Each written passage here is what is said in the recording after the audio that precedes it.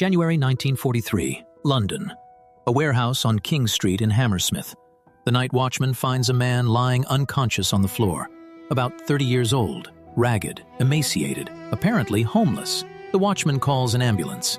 The man is taken to St. Pancras Hospital. He never regains consciousness. On January 24, 1943, he dies. The cause of death is phosphorus poisoning. He is believed to have eaten rat bait he found in the warehouse. His name is Glyndwr Michael, a native of South Wales. His father committed suicide when he was a child. His mother died early. He lived a life of poverty and loneliness. Unregistered. No relatives. No friends willing to identify his body. No one who would look for him. No one knew about him. No one mourned him. 3.5 months after his death, he would change the course of World War II. April 1943. A critical moment unfolds for the Allies. North Africa is liberated. Rommel is defeated at El Alamein and retreats across the continent. In May, the last German and Italian armies in Tunisia capitulate. 250,000 soldiers captured. The Allied armies stand on the threshold of the first strike against Europe. The soft underbelly, as Churchill called it. The logic of the theater of war pointed to one place: Sicily, a triangular island 140 kilometers from Tunisia across the Malta Strait. With Sicily under control, they could attack southern Italy, knock Italy out of the war, and open a third front. The German generals understood this logic too. Heinrich Hesse, a high-ranking Abwehr officer, wrote in a report, "If the Allies go to the Mediterranean, they will go through Sicily. This is obvious to anyone who looks at a map." The problem was that it was obvious to both sides. The Allies knew the Germans were waiting for them in Sicily, and that a fortified Sicily would mean monstrous losses during the landings. Tens of thousands killed on the beaches alone. Perhaps more. Churchill wrote, "The truth is so important that it must be guarded by lies." Then two men asked a question. What if the Germans knew a landing was planned, but not in Sicily? What if they could be convinced that the real target was Greece or Sardinia? What if evidence could be created so compelling that the Germans would divert their forces elsewhere, leaving Sicily largely undefended? These two men were Ewen Montagu, a naval intelligence officer and peacetime lawyer, and Charles Cholmondeley, an MI5 officer and peacetime aeronautical engineer. They were the ones who devised what would become known as Operation Mincemeat.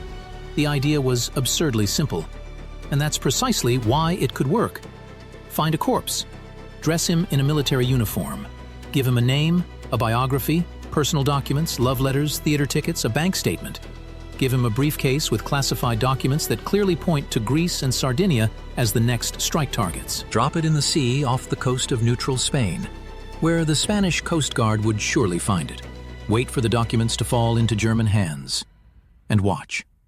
MI5 approved. Churchill approved. The operation was given the go-ahead.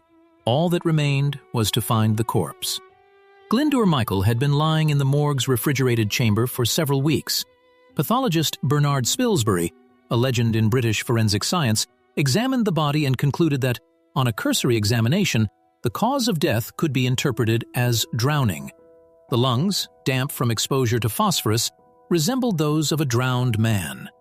If the Spanish doctors didn't conduct a more thorough toxicology examination, and they were confident of this, given the technical state of Spanish forensic science in 1943, they would record the death as drowning, which was exactly what was needed.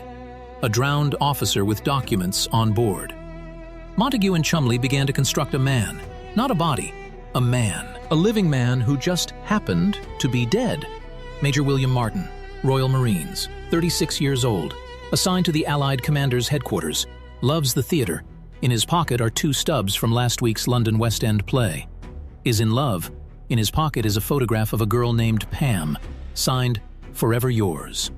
Letters from Pam, tender, slightly anxious.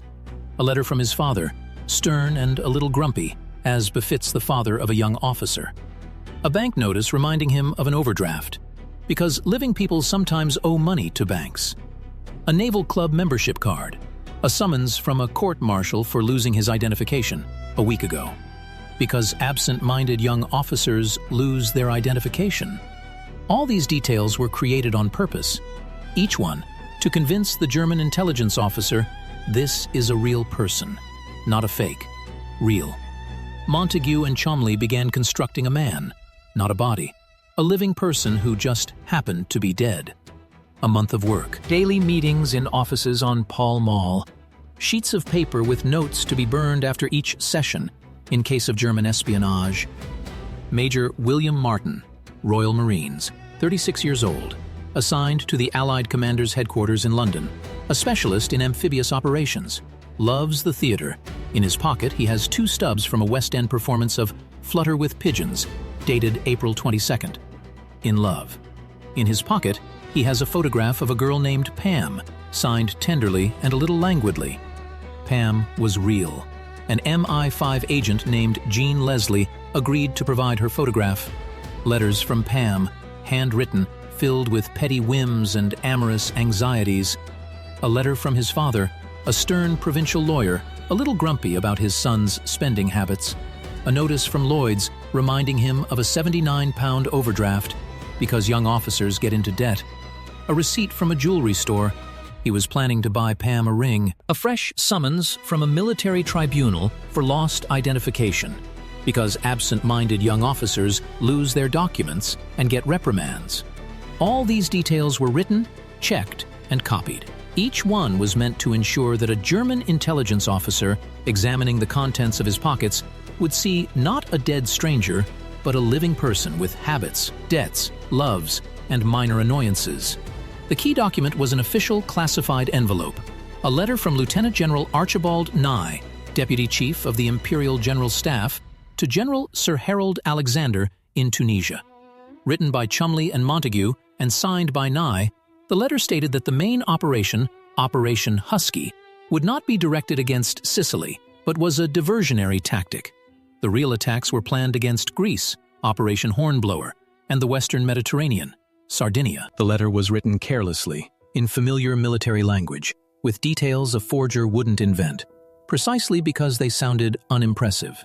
This was precisely what was meant to convince the Germans of its authenticity.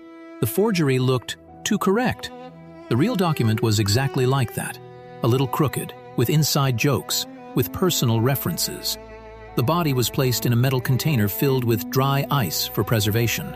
The container was loaded aboard the submarine HMS Seraph, Her Majesty's Submarine Seraphim, under the command of Lieutenant Commander Bill Slim. On April 30th, 1943, at 4:30 a.m., HMS Seraph surfaced 7 kilometers off the coast of Huelva, a Spanish port town in the province of Huelva, just off the border with Portugal. The Atlantic coast. A calm morning. A light breeze carried the body toward the shore. The officers went on deck. The container was opened. Major William Martin was carefully lowered into the water. His briefcase was attached to his wrist with a chain. All was well. The submarine submerged. A few hours later, the tidal current carried the body to the shore. A fisherman discovered it early in the morning. The choice of location was no accident. Huelva was under the influence of an active German agent, Adolfo Klaus, a German commercial attaché who also worked for the Abwehr. British intelligence knew that any documents recovered by Spanish authorities in Huelva were highly likely to end up in Klaus's hands. And that's exactly what happened. He summoned the authorities. Spanish naval authorities seized the body, briefcase, and documents. Spain was officially neutral in 1943, but Franco's regime leaned toward Germany. Admiral Carlos Morenes, the Spanish naval officer responsible for the custody of the recovered documents, handed them over, ostensibly for safekeeping, to German intelligence officers. German cryptographers photographed each sheet. They dried them. They were returned to the Spanish in sealed envelopes. The Spanish returned the envelopes to the British consulate. The envelopes were carefully opened, and Montagu confirmed that the locks had been broken and resealed. The Germans had read the documents. The operation was working. The Spanish medical examiner determined the cause of death to be drowning. Exactly what Spilsbury had predicted. Exactly what was supposed to happen. Major William Martin was buried in Huelva with full military honors. The Spanish press reported briefly. The British government played its part. It made an official inquiry, showed appropriate concern, and expressed grief. Everything seemed real, because it couldn't have been otherwise. German military intelligence, the Abwehr, analyzed the documents. Walter Schellenberg, the head of SS intelligence, examined the photocopies personally. His conclusion? The documents were genuine. Nye's letter to Alexander could not have been forged with such precision, given such knowledge of internal military correspondence. All biographical details of Major Martin were verified against available British military registers, as far as was possible from Berlin. They matched. On May 4, 1943, the Abwehr sent a message to the High Command of the Wehrmacht. The documents found are completely genuine. Hitler received an operational summary based on this conclusion. He made his decision. Troops and ships were transferred from Sicily. Several divisions went to Greece. Additional forces went to Sardinia. Field Marshal Rommel personally went to inspect the Greek defensive positions. Mines were reset, obstacles rebuilt, supply routes rerouted, all in the Greek and Sardinian direction. In June 1943, the German command was still confident in the authenticity of the documents. In early July, too. On July 10, 1943, American and British troops under Patton and Montgomery landed in Sicily. Operation Husky. The coastline was almost undefended. The first German reinforcements arrived only 2 days later. Within 2 months, Sicily was liberated. Allied losses were several times lower than the most optimistic forecasts. Churchill wrote in his personal diary, "The meat was well received." Churchill himself learned of the operation's success in exactly this way. From a coded message containing this phrase, he showed it to his chiefs of staff. They understood. There was no need to say anything more. The operation remained classified until 1953. That year, Ewen Montagu published The Man Who Never Existed, arguably the finest intelligence memoir of the 20th century. In 1956, a film adaptation of it, The Man Who Never Existed, was released. It received 4 BAFTA nominations. In 2010, journalist and historian Ben McIntyre published Operation Meat, the definitive documentary study based on previously classified MI5 and MI6 files, first declassified in the late 1990s. In 2022, Netflix released the feature film Operation Meat, starring Colin Firth as Montagu and Matthew McCadden as Cholmondeley. Each of these works is true, because the truth was so incredible that no fiction could be added to it. But here's what was kept secret the longest. The name of the real man, the one whose body became Major Martin, Glyndwr Michael. The British government kept his name secret for 55 years. Only in 1998, after years of inquiries from historians, was it officially confirmed. Major William Martin, Royal Marines, was Glyndwr Michael, a homeless man from Wales who died of accidental poisoning in a London warehouse in January 1943. His grave still exists in the Spanish cemetery in Huelva. The tombstone reads, Major William Martin, Royal Marines, beloved son of John Glover Martin and Cornelia Martin. Then they added, Glyndwr Michael, served as Major William Martin. In 1998, the plaque was updated. His real name appeared on his real grave. He never knew who he would become. He died alone, on a warehouse floor, unwanted. No family, no money, no name anyone would remember. He lived for 34 years, invisible, so unremarkable that historians have spent decades trying to piece together anything about his life. His father died when Glyndwr was a child. His mother vanished from the records. Perhaps she died young, perhaps she abandoned him. No educational records, no employment records, no evidence that he rented a place or was registered at any address. He existed in the space between official records, as if the state had been looking through him his entire life. And then military intelligence gave him everything: a different name, a different family, a love story, a military career, an important mission. All false. But it was precisely this falsehood that changed the real war. Thousands of human lives, living, real, were saved because the body of a homeless Welshman ended up in the right place, at the right time, with the right papers, in the right sea. This is what Operation Mincemeat proves. The outcome of a war is sometimes decided not by the size of the army, the might of the artillery, or the number of tanks. It's decided by a corpse in a cold storage room, and 2 imaginative intelligence officers, and 1 letter, written so precisely that the Reich's smartest spy couldn't distinguish it from the real thing. A man who didn't exist saved thousands of those who did. His name was borne by someone else's grave in Spain for 55 years. Then his own appeared. Glyndwr Michael served as Major William Martin.